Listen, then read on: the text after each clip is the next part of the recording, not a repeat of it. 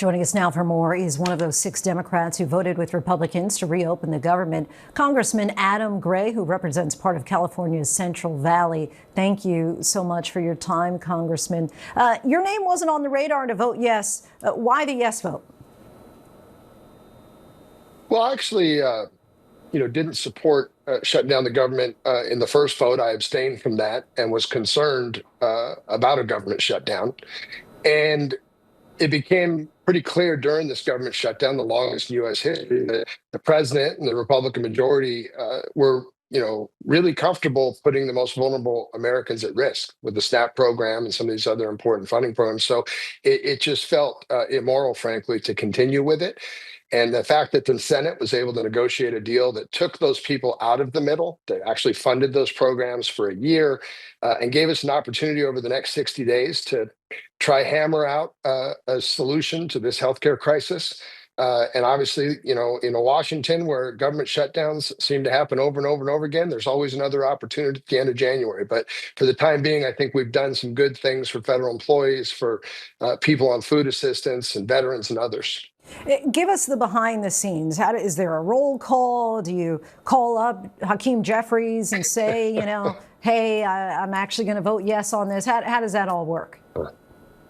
Well, there's certainly always a lot of conversation between the members as people are evaluating what they think's right for their district and their communities. And, I spoke with the leadership and, let them know what I had arrived at and what kind of vote I was going to cast. But people arrive at different conclusions. For me, I thought this bipartisan agreement made some progress, not enough progress.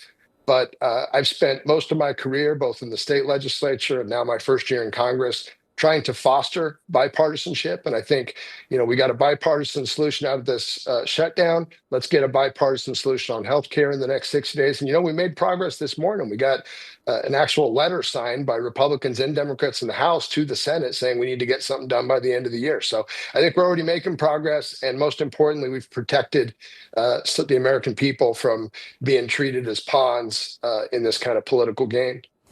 Curious, had you heard from constituents on both sides and ultimately decided that you were better served voting yes as more of your constituents felt that way?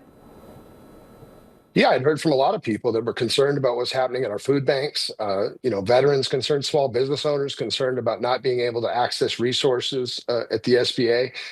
But most importantly, it was just the fact that the president wouldn't even follow a court order to use emergency funds to feed families just struck me as immoral. And frankly, somebody had to be an adult in the room and say enough of that.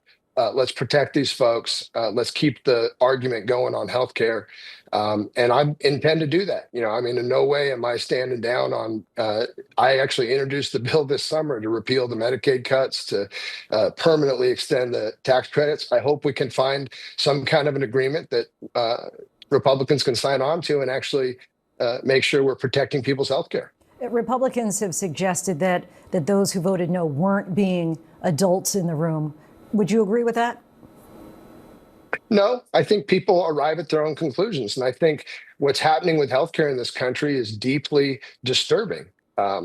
What happened during this shutdown across the board was deeply disturbing. So I don't begrudge any of my Democrat colleagues who arrived at the conclusion that, these folks aren't dealing in good faith and I just can't support this. I'm doing my best to create space for bipartisanship. I think the only lasting policy solutions in this country in history have been bipartisan. And most importantly, I think we have an obligation at the end of the day not to win an argument, but actually to fix problems for the American people. That's what we're elected to do. Congressman Adam Gray, we thank you so much for your time. Really appreciate you joining the show. Thanks so much. Nice to see you.